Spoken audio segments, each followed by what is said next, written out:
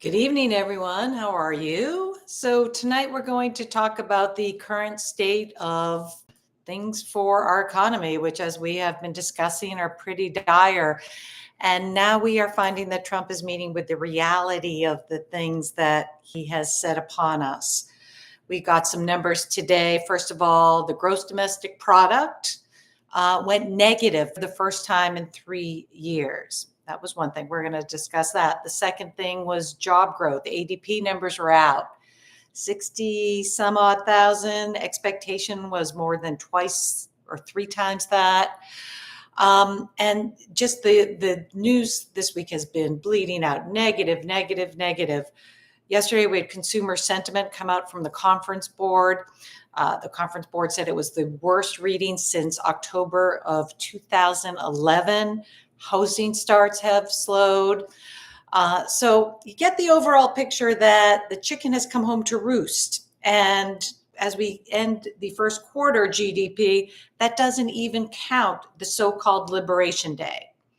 So here's where we are, folks. Trump has realized that, oh boy, things are not working out the way I really thought they would. The tariffs have unleashed what has turned out to be a recession. I mean, not a definition of recession, but we are heading towards that way. And Trump's messaging indicates he knows that too. Tried to blame it on Biden today, that this was the remnants of Biden, which was strange because right after the election, when the market went up, Trump said that was because of him. So how can this be because of Biden? Nobody is buying that. Trump is also trying to say next quarter is also going to be because of Biden, because next quarter is going to be even worse. So here's what we do know. We know that inside the White House, despite what the messaging is to the outside world, they are running rampant trying to get a deal done, any deal, India, whoever, so they can say they got something done. The reality is these tariffs have set upon us, as Ken Griffin said, the hedge fund billionaire who is a Republican, they have ruined the U.S. brand. It makes us look silly. It's embarrassing for our country, and it's very, very bad for our economy. We are, for the first time starting this week, starting to see the boats not hit the U.S. ports. What does that mean? That means if you're a truck driver delivering, picking up things from Long Beach, California, you're out of a job. If you're a dock worker, you're out of a job. If you were working in a production line that was using parts from China in your production line, you're out of a job. So after, as we discussed last time, when Trump had said that he was close to having 200 deals and that China was calling him, he said multiple times that China was calling him. In the Time magazine interview, in other interviews, now they've had to come out and admit, well, China didn't call us. And then today in the news, we've come to learn that Trump and all sorts of people in his regime are trying to reach out to China to start talks. So that turned out not to be true. They are scrambling. But here's the problem, folks. One person has all the power. The Senate plans to vote on a resolution to say that Trump does not have, and this is Republican-led Senate, it is not a national emergency, so he does not have the authority to declare this 10% tariff on every country. There's no national emergency. The problem is Trump has already said he will veto that measure. So we're in this sort of no man land where companies are reporting results that they're saying it's uncertain, they're laying off, they're saying we don't know how to forecast the future. The stock market, we're kind of in this eye of the storm for what comes next. And there's this hopefulness, because Wall Street believed before Trump took office that he was just making up all this stuff on the trail, on the campaign trail, but he wouldn't actually follow through. Well, he's following through. And these tariffs, if they stay in place, are going to wreak havoc and are starting to wreak havoc in our economy. Trump brushed it off today in his cabinet meeting. He said, so kids will have $2 instead of $30. That's not exactly what the problem is here. Retailers have told him when they came to the White House, Walmart, Target, that their shelves will start to be bare in the coming weeks because they are not getting product in.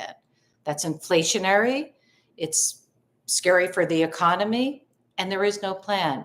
So the Wall Street Journal editorial board, that far left editorial board at the Wall Street Journal, Murdoch owned, has told Trump, this is a mistake. You have to drop the tariffs. And in a best case scenario, he would do that because he's watched his approval plummet in the first 100 days. Let's talk about some numbers.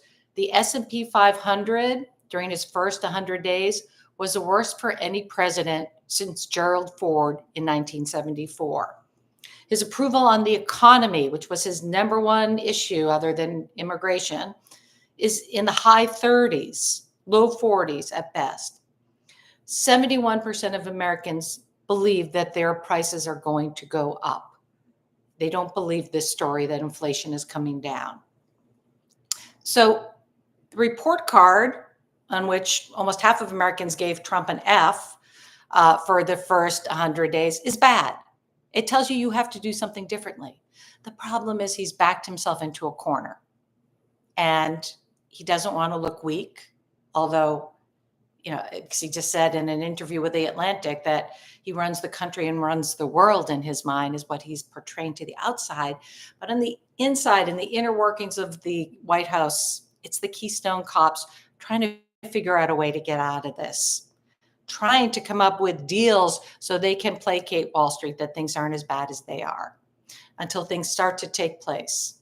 Yesterday, we had Amazon news. It was leaked out that Amazon was going to put, just like Temu has, which is a Chinese company, that when you ordered on Amazon, you were going to see the cost of Trump's tariffs.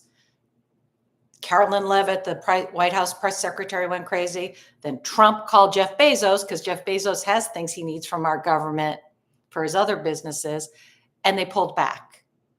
But that is a reality, folks. We're all going to find out in the coming weeks what it's like. So here's the deal. Here's my advice for you all. We have not turned the corner. We haven't even started to negotiate with China.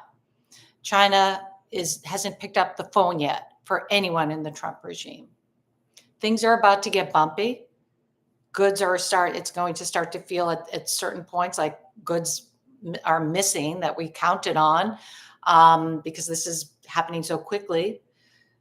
U.S. exporters like farmers are suffering. There's going to be job losses. So we're in this kind of quiet zone within the storm, but we are not out of the storm. And you're going to have to think that way. Unless Trump drops the tariffs, which highly unlikely he's going to do because he's stubborn and egotistical and will never admit that he did something wrong like that.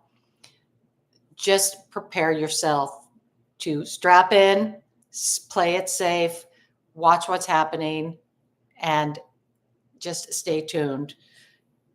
It's important that you realize there's two separate things happening. It's what Trump is saying to the world, that it's Biden's fault, that China is calling him, that he's close to striking 200 deals. And then there's the reality. And we're going to stick to the reality in this series. Stick with the reality. He is in retreat, but we have a long ways to go. Have a good night.